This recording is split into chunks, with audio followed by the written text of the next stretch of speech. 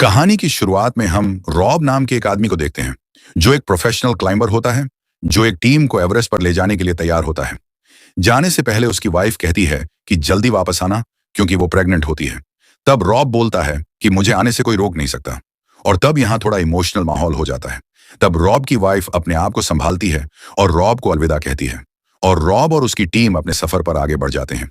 तारीख होती है 30 मार्च 1996, जब वो सब नेपाल के काठमांडू पहुंचते हैं। यहाँ दो मेन एक्सपीडिशन ग्रुप्स होते हैं। एक होता है एडवेंचर कंसल्टेंट्स, जिसे रॉब हॉल लीड करते हैं, और दूसरा होता है माउंटेन मैडनेस, जिसे स्कॉट फिशर लीड करते हैं। दुनिया भर से लोग इन कंपनीज के साथ एवरेस्ट पर चढ़ने आए होते हैं, जिनमें बेक वेदर्स, यसुको नंबा, जॉन क्रकावर और डग हैंसन और भी कई लोग इनके साथ शामिल होते हैं। ये कुल मिलाकर 13 लोगों की टीम होती है, जो अपने सफर के लिए बहुत उत्सुक होते हैं। और इनका सफर 40 दिनों का होता है और इन्हें 10 जून तक एवरेस्ट के शिखर तक पहुंचना होता है। अब काठमांडू से पूरी टीम हेलीकॉप्टर से 9,333 फीट ऊंचाई पर एक जगह लुकला में पहुंचती है। इसके बाद ये सब लोग पैदल चलकर आगे जाते हैं, जहां ये एक ब्रिज क्रॉस करते हैं और 17,600 फीट ऊंचाई पर पहुंचते हैं।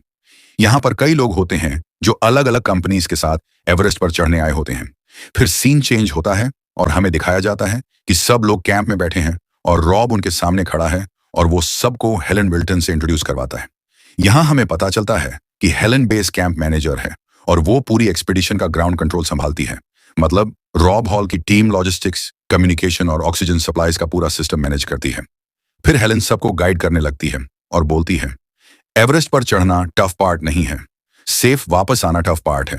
फिर वो सारे कैंप्स के बारे में बताती है कि बेस कैंप पर हम कुछ दिनों तक बॉडी को एडजस्ट कराएंगे, एक्लाइमेटेशन।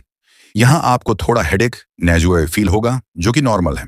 लेकिन अगर किसी को चेस्ट पेन या वॉमिटिंग हो तो वो क्रिटिकल सिचुएशन है।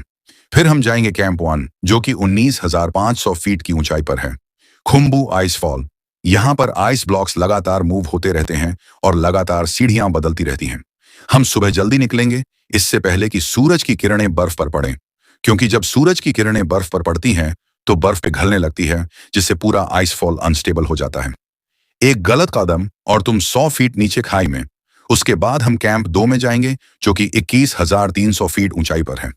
यहाँ हवा पतली हो जाती है और सांस फूलने लगती है। यहाँ हम एक दिन रेस्ट लेंगे, खाना पीना और हाइड्रेशन, क्योंकि डिहाइड्रेशन यहाँ सबसे बड़ी प्रॉब्लम है। फिर हम कैंप 3 में जाएंगे, जो कि 24,000 फीट ऊंचाई पर है।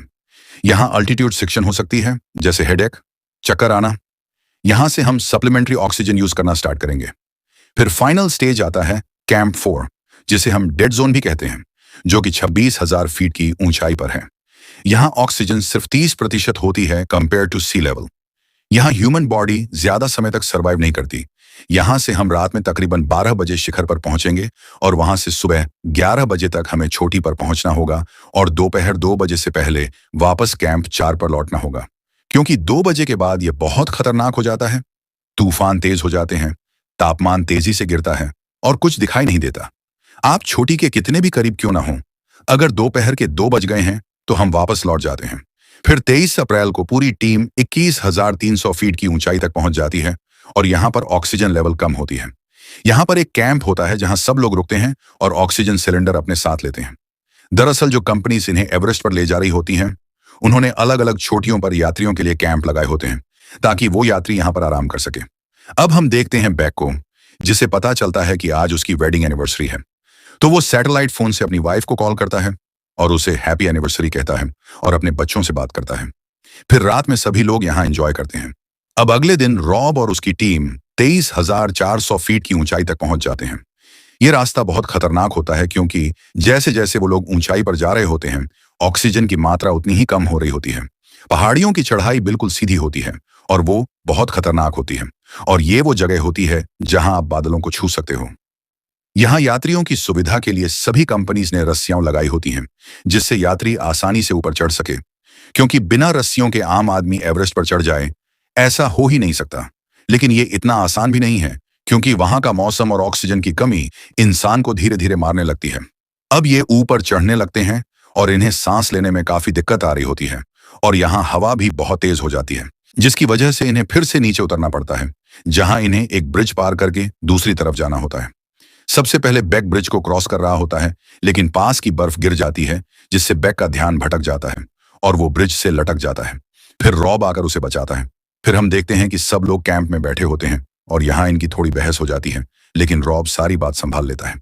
फिर अगले दिन सभी लोग बैठकर बात कर रहे होते हैं और मौसम को एंजॉय कर रहे होते हैं। फिर सब लोग ग्रुप पिक्चर्स लेते हैं, क्योंकि ये पल सभी के लिए बहुत यादगार होते हैं। जिसके बाद रात में सभी लोग कैंप में बैठे होते हैं और सब बहुत खुश होते हैं। फिर डग यास्को से पूछता है कि तुम एवरेस्ट पर क्यों चढ़ने आई हो, जिसके जवाब में यास्को कहती है, मैं 48 साल की हूँ। मैंने 6 महाद्वीपों के सबसे ऊंचे पहाड़ चढ़ लिए हैं। सिर्फ एवरेस्ट बचा है, ताकि मैं 7 समिट्स पूरा कर सकूं। और फिर सभी अपने बारे में एक दूसरे को बताने लगते हैं। उसके बाद सुबह हम देखते हैं कि रॉब अपनी वाइफ से कॉल पर बात कर रहा होता है। वो उसे कहता है कि एक दिन मैं, तुम और हमारी बेटी साथ में क्लाइंबिंग करेंगे, और थोड़ा इमोशनल माहौल हो जाता है। उसके बाद हम रॉब की टीम को देखते हैं, जो फिर से कैंप 1 19,500 फीट पर आते हैं, जहां ये थोड़ा आराम करते हैं। और फिर ये सब कैंप 2 21,300 फीट की ओर बढ़ते हैं और वहां पर पहुंचते हैं। फिर वहां से ये ऊपर चढ़ने लगते हैं। तभी पास की बर्फ गिरने लगती है और बर्फ के स्टोन्स इनसे टकराते हैं, जहां ये लगभग गिर ही चुके होते हैं, लेकिन जैसे तैसे खुद को बचाते हैं और कैंप 3 24,000 फीट तक पहुंच जाते हैं। अब नीचे कैंप से हेलन, जो कि रॉब की टीम में होती है, रॉब को मौसम की जानकारी देती है कि मौसम तेजी से बदल रहा है और मौसम ने अपना रास्ता बदल लिया है।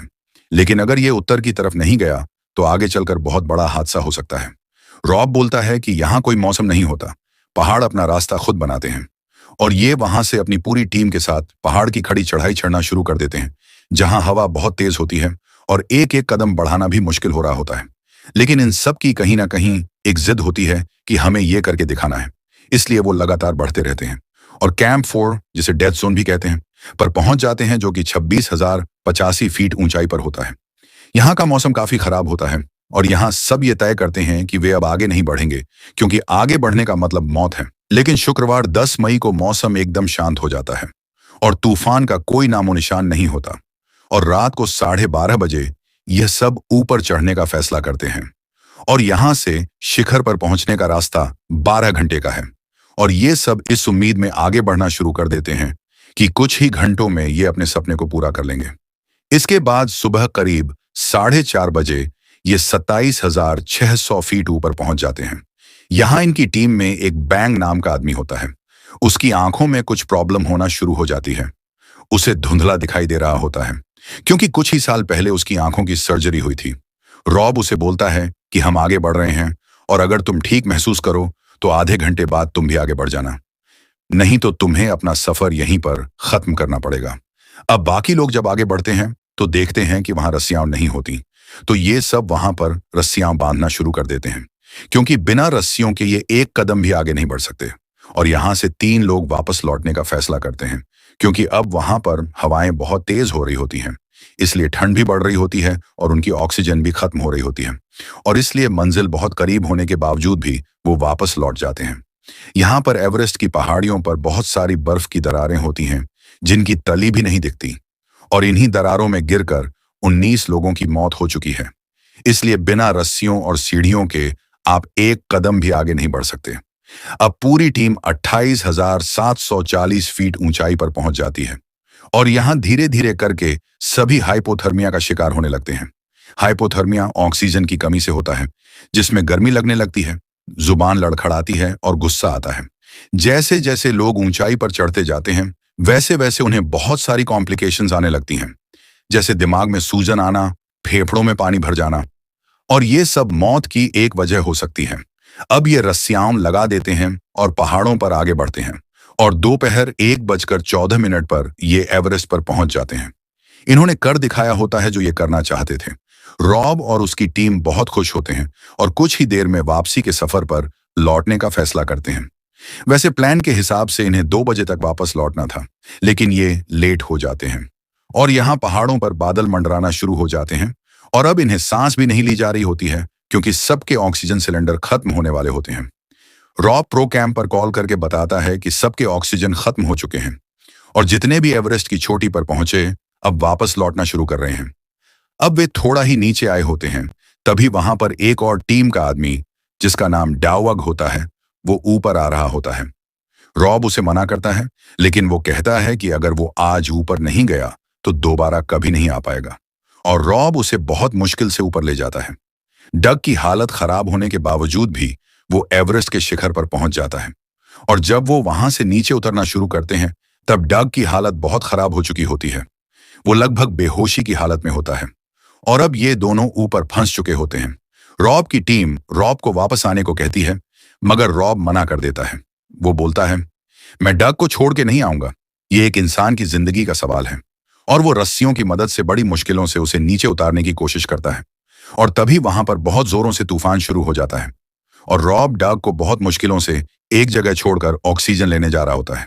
वो डॉग को बोलता है कि तुम यहां से बिल्कुल मत हिलना, लेकिन डॉग का दिमाग पूरी तरह से सुन्न हो चुका होता है और वो उसकी बात नहीं समझ पाता और उसके पीछे आने लगता है।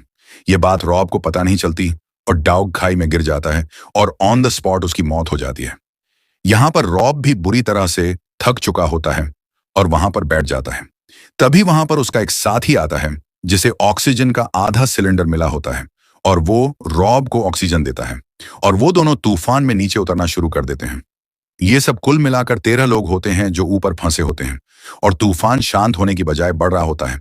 और अब रात के 3 बजे होते हैं और नीचे कैंप से उन्हें बताया जाता है कि उनकी मदद के लिए लोगों को उनके पास भेजा जा रहा है और वो तभी वहां आ सकते हैं जब तूफान शांत होने का नाम लेगा। और ऊपर वो लोग ऑक्सीजन, ठंड और तूफान की वजह से मर रहे होते हैं। और अब सुबह 5 बज जाती है और आज 12 मई होती है। रॉब के साथ जो दूसरा साथी होता है वो ठंड और तूफान से उसका दिमाग काम करना बंद कर देता है और जब रॉब खुद बेहोशी की हालत में होता है तब उसका साथी अपनी जैकेट उतार देता है और बोलता है कि मुझे बहुत गर्मी हो रही है, क्योंकि वो हाइपोथर्मिया का शिकार हो गया होता है और वो पहाड़ से नीचे स्लाइड कर जाता है। अब इनका कैंप से पूरी तरह से संपर्क टूट चुका होता है। पर जब तूफान कम होता है तब रॉब को कॉल आता है और रॉब बोलता है कि मैं हिल भी नहीं पा रहा हूं क्योंकि उसके हाथ पैर जम चुके होते हैं। वो उन्हें बताता है कि मुझे मदद चाहिए और मेरा साथी मर चुका है। वो लोग रॉब को बोलते हैं कि तुम्हें किसी भी तरीके से नीचे आना होगा क्योंकि वहां ऊपर बहुत तेज हवा चल रही होती है। और रॉब उन्हें कहता है कि मैं नहीं आ पाऊंगा और इसके बाद इनका कनेक्शन टूट जाता है। नीचे हेलेन बोलती है कि रॉब की वाइफ को कॉल लगाओ और उसका फोन सैटेलाइट फोन के पास रखो। रॉब को उसकी वाइफ की आवाज सुनकर हिम्मत मिलेगी और वो ऐसा ही करते हैं और वो रॉब और उसकी वाइफ की बात करवाते हैं। रॉब की वाइफ उसे बोलती है कि तुम्हें हार नहीं माननी है, तुम्हें चलते रहना होगा, कुछ ही देर में धूप निकल आएगी, बस तुम नीचे आ जाओ। रॉब को वहां पर बहुत दिक्कत हो रही होती है क्योंकि वहां हवा बहुत तेज होती है और बिना ऑक्सीजन के सांस लेने में बहुत तकलीफ हो रही होती है। रॉब कहता है कि मेरे हाथ जम चुके हैं। उसकी वाइफ कहती है कि तुम्हें चलते रहना होगा, ब्लड सर्कुलेशन रुकना नहीं चाहिए। और उसके बाद रॉब वहां से उठने की कोशिश करता है। वहीं दूसरी तरफ जो लोग रॉब को बचाने के लिए ऊपर गए होते हैं वो ऊपर चढ़ नहीं पा रहे होते क्योंकि वहां हवा बहुत तेज होती है और उन्हें वापस लौटना पड़ता है। रॉब को बताया जाता है कि जो लोग तुम्हें बचाने के लिए आ रहे थे उन्हें तेज हवाओं के कारण वापस लौटना पड़ा है। रॉब बोलता है कि मुझे एक और रात यहां पर रुकना पड़ेगा क्योंकि वहां से वो अकेला नहीं निकल सकता। वहीं उसकी वाइफ उसके लिए बहुत चिंतित होती है और वो बोलती है कि मुझे रॉब से बात करनी है और वो रॉब से कहती है कि तुम्हें घर आना होगा, मैं तुम्हारा घर इंतजार कर रही हूं। रॉब अपनी वाइफ से कहता है कि मैं सैरा से नहीं मिल पाऊंगा क्योंकि उसकी वाइफ को लड़की होने वाली होती है और रॉब ने उसका नाम पहले से ही सैरा रख दिया होता है। रॉब कहता है कि मुझे माफ कर देना, मैं उससे मिल नहीं पाऊंगा क्योंकि रॉब समझ जाता है कि वो यहां से नहीं निकल सकता और ये उसका आखिरी वक्त होता है। रॉब की वाइफ कहती है कि ऐसा मत बोलो, तुम हार नहीं मान सकते। रॉब कहता है कि मैं तुम्हें और अपनी होने वाली बेटी से बहुत प्यार करता हूं, तुम अपना ख्याल रखना। और इसके बाद उनका फोन डिस्कनेक्ट हो जाता है। वहीं दूसरी तरफ बैंग, जिसे देखने में परेशानी हो रही होती है, वो नीचे उतरने वाले लोगों के साथ कुछ दूरी तय कर चुका होता है और रात को तूफान के बाद वहां से सभी लोग जा चुके होते हैं और जो भी वहां पर ठहरे थे वो सभी मर चुके होते हैं। पर बैंग अभी भी जिंदा होता है और उसको हेलुसिनेशन होना शुरू हो जाता है और वो अपनी वाइफ और बच्चों को वहां इमेजिन करने लगता है और वो वहां से पूरी हिम्मत से लड़खड़ाता हुआ आगे बढ़ता है और नीचे कैंप तक पहुंच जाता है जहां पर और भी बहुत से लोग होते हैं। पर उसकी हालत बहुत खराब होती है और अगर उसे मेडिकल ट्रीटमेंट नहीं मिला और अगर उसे नीचे नहीं लाया गया तो वो वहीं मर जाएगा। और जब ये बात उसकी वाइफ को पता चलती है तो वो कहती है कि मैं हेलीकॉप्टर का इंतजाम कर लूंगी। तो हेलेन उसे कहती है कि वहां पर हवा का दबाव बहुत ज्यादा होता है, वहां हेलीकॉप्टर नहीं जा सकता। पर बैंग की वाइफ नेपाल में जो अमेरिकन एम्बेसी होती है वहां कॉल करती है और वो उन्हें बैंग की मदद के लिए प्रेशराइज करती है और वो बैंक के लिए हेलीकॉप्टर भेजने के लिए मान जाते हैं और बड़ी मुश्किलों से वो हेलीकॉप्टर भेजकर बैंक को बचा लेते हैं। वहीं दूसरी तरफ रॉब अभी भी नीचे आने में सक्षम नहीं होता और वो उन्हीं पहाड़ों में बाकी लोगों के साथ रह जाता है और उन सब की मृत्यु हो जाती है। यहाँ बैंक को नीचे लाया जाता है और उसका इलाज करवाया जाता है, पर हाथों और नाक का खून जम जाने की वजह से वो गल गए होते हैं, जिसकी वजह से उसके हाथों और नाक को काटना पड़ता है। लेकिन बैंक की फैमिली उसका साथ देती है और आज भी वो अपनी वाइफ और बच्चों के साथ रहता है। जुलाई 1996 में रॉब को बेटी होती है और उसका नाम सारा रखा जाता है, जैसे कि रॉब चाहता था।